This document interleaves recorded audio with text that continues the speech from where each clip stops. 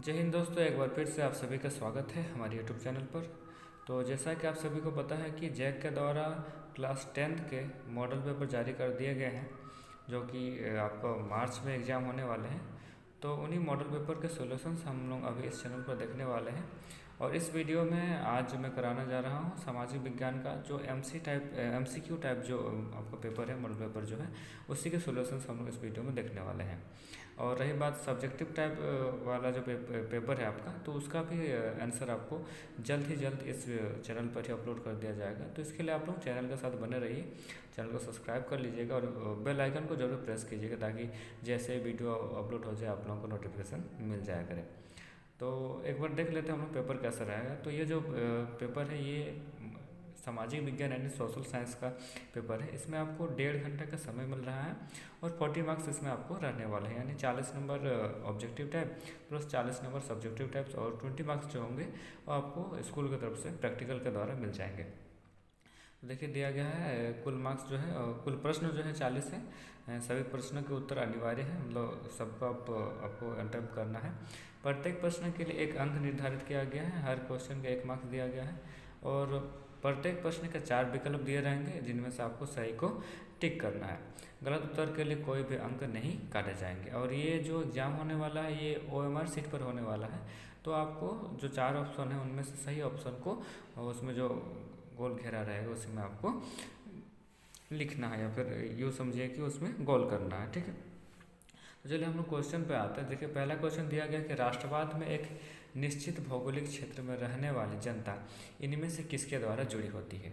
तो इसका सही आंसर हो जाएगा इनमें से सभी, यानी सामाजिक समान संस्कृति के द्वारा, समान इतिहास के द्वारा, भाषा और लोक परंपरा के द्वारा। तो एक राष्ट्र बनने में बहुत चीज़ों का योगदान होता है। इसमें संस्कृति होती है, वहाँ पर उस जगह का समान इतिहास होता है, समान भाषा हो सकता है, समान लोक परंपरा हो सकता है। ठीक है, तो एक राष्ट्रवाद में इन चीज़ों का समावेश होता है।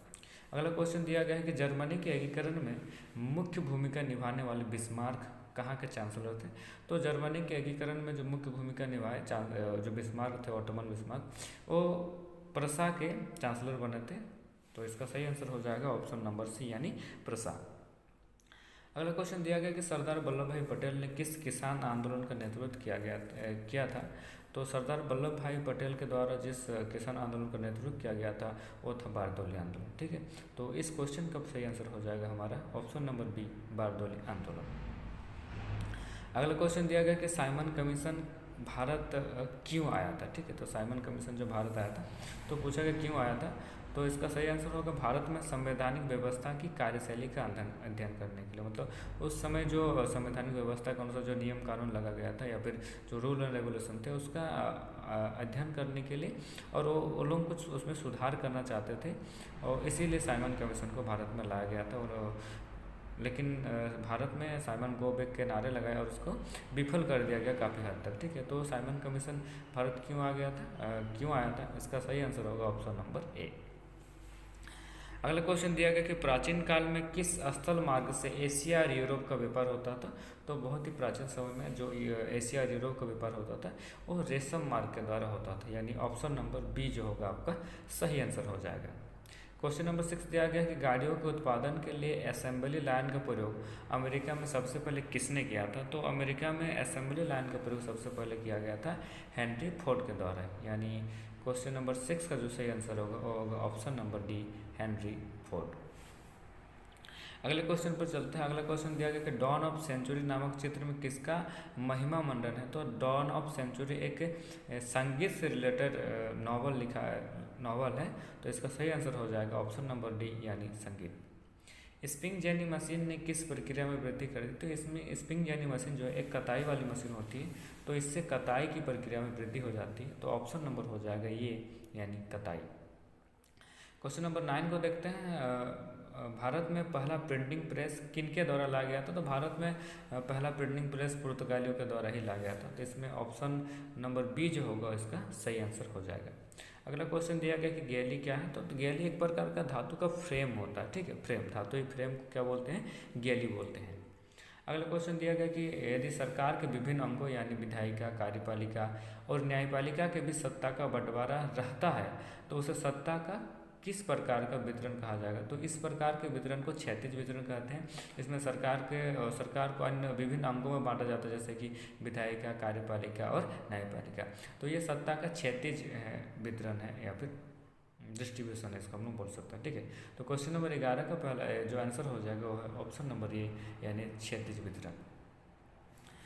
क्वेश्चन नंबर 12 दिया गया कि भारतीय संघ में इस समय कितने राज्य हैं और कितने केंद्र शासित प्रदेश हैं या फिर संघ शासित प्रदेश हैं यानी संघीय क्षेत्र हैं? तो ऑप्शन हो जाएगा बी, जैसा कि आप सभी को ज्ञात है कि 28 राज्य और 8 संघीय क्षेत्र अभी हमारे भारत में मौजूद है वर्तमान समय में। अगला क्वेश्चन दिया कि मैक्सिको ओलंपिक की कहानी किस आंदोलन से संबंधित है? तो इस क्वेश्चन में मुझे काफ़ी डाउट मिला है, तो इसीलिए मैंने इस क्वेश्चन को रहने दिया है, स्किप किया है।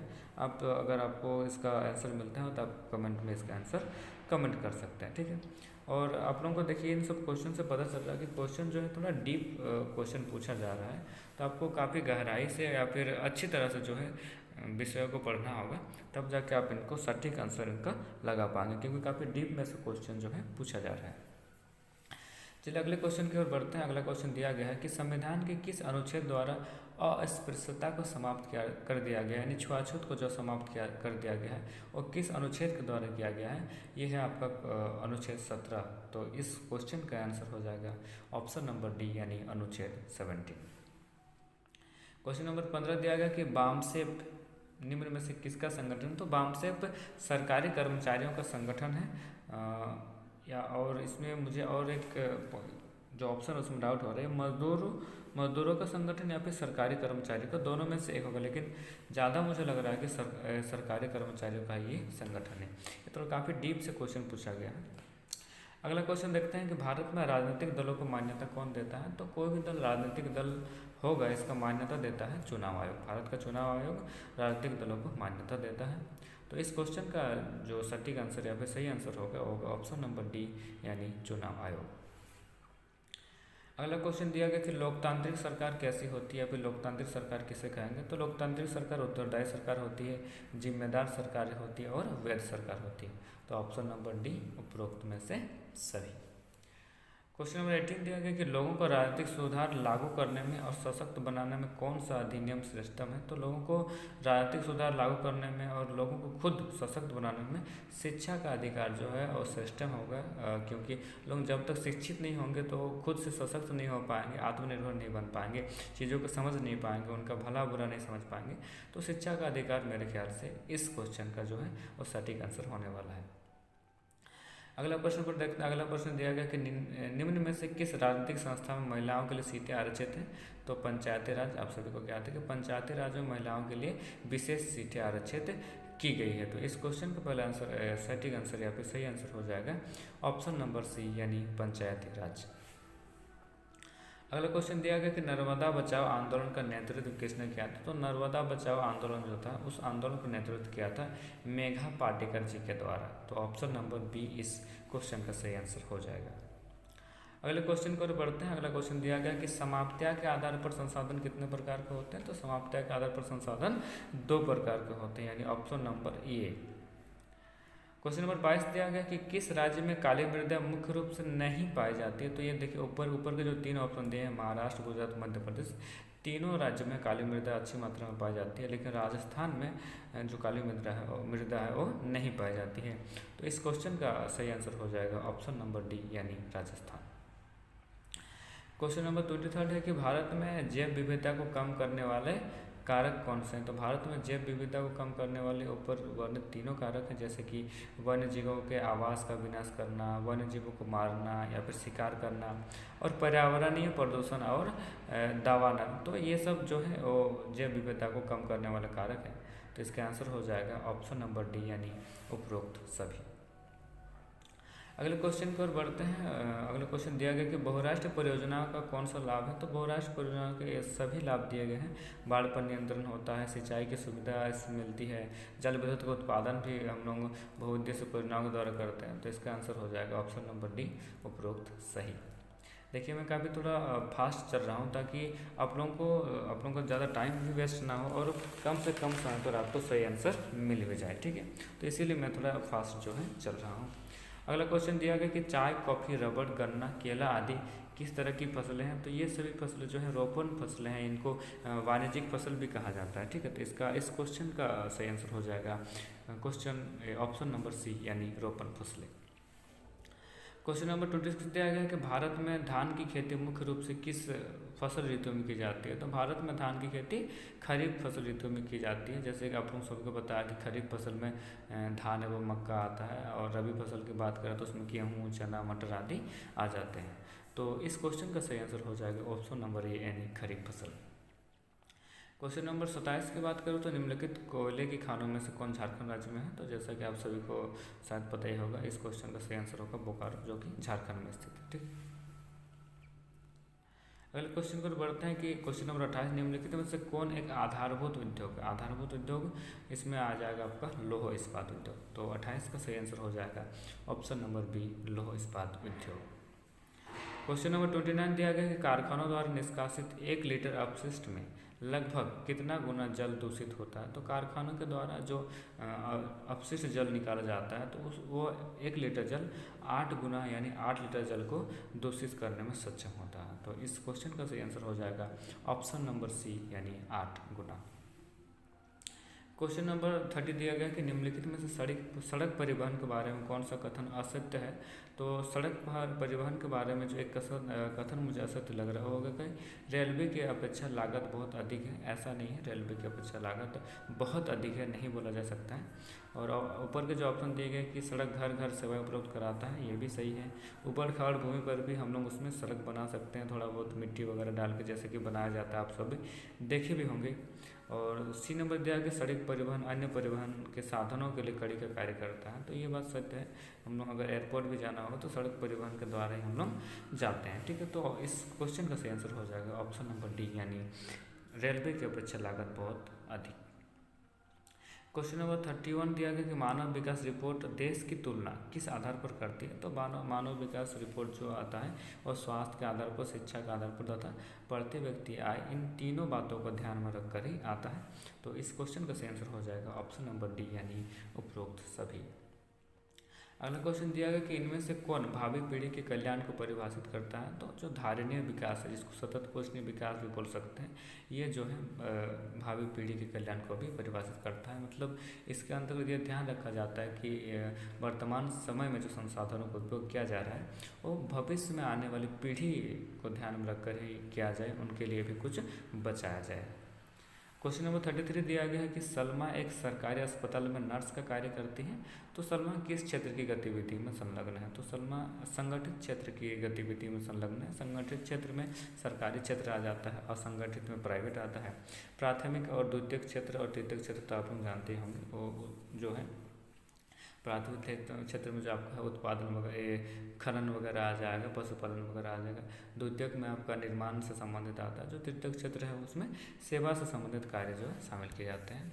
देखिए क्वेश्चन नंबर 34 भी इसी से संबंधित दिया गया है कि सेवा क्षेत्र इनमें से किस तरह की गतिविधि। तो सेवा क्षेत्र में आ जाता है आपका परिवहन, संचार एवं बैंकिंग। तो इस क्वेश्चन का सही आंसर हो जाएगा question number C A option number C यानी परिवहन, संचार तथा बैंकिंग। नेक्स्ट क्वेश्चन की ओर बढ़ते हैं। अगला क्वेश्चन दिया गया इनमें से कौन वस्तु विनिमय का उदाहरण है, यानी बाटा सिस्टम का एग्जाम्पल कौन होगा। तो इसमें से पहला ही ऑप्शन जो दिया गया वैसे होगा कि एक गाय के बदले आप 5 बकरी का सौदा कर रहे हैं। तो गाय बेच रहे हैं, बदले में बकरी ले रहे हैं। तो इस प्रकार की व्यवस्था को बोलते हैं वस्तु विनिमय, ठीक है, यानी बाटा सिस्टम। अगले क्वेश्चन की ओर बढ़ते हैं। अगला क्वेश्चन दिया गया कि व्यापारिक बैंक के क्या कार्य है। तो व्यापारिक बैंक जितने भी कमर्शियल बैंक होते हैं वो साख का निर्माण करते हैं, ऋण देते हैं और जमा भी स्वीकार करते हैं। तो ऑप्शन नंबर डी हो जाएगा इनमें से सभी। 37 जो क्वेश्चन दिया गया वो है कि बहुराष्ट्र कंपनियों का डैश देशों में उत्पादन होता है। तो जैसे कि नाम से ही पता चल रहा है बहुराष्ट्र कंपनी मतलब एक से अधिक देश में कंपनियाँ होंगी। तो बहुराष्ट्र कंपनियाँ एक से अधिक देशों में उत्पादन पर नियंत्रण होता है, ठीक है। तो इस क्वेश्चन का आंसर हो जाएगा ऑप्शन नंबर सी यानी एक से अधिक।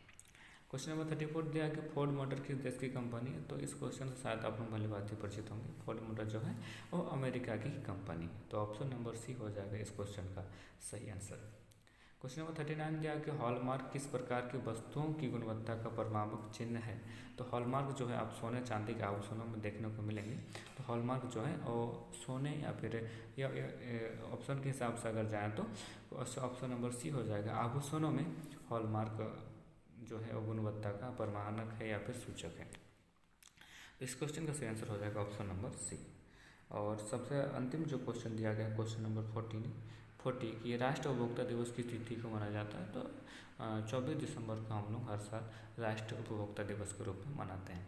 तो इस क्वेश्चन का सही आंसर हो जाएगा ऑप्शन नंबर बी यानी 24 दिसंबर। तो इस वीडियो में इतना ही। इस वीडियो में हम लोग सोशल साइंस का जो मॉडल पेपर दिया गया था MCQ टाइप, उसी का हम लोग सोल्यूशन किए हैं। नेक्स्ट वीडियो में हम आगे के मॉडल पेपर का सोल्यूशंस करेंगे। तो इसके लिए चैनल में आप सभी बने रहिए। वीडियो पसंद आया तो वीडियो को लाइक कीजिएगा, दोस्तों के साथ शेयर कीजिए और बने रहिए हमारे साथ आगे के मॉडल पेपर के सोल्यूशंस के लिए। धन्यवाद।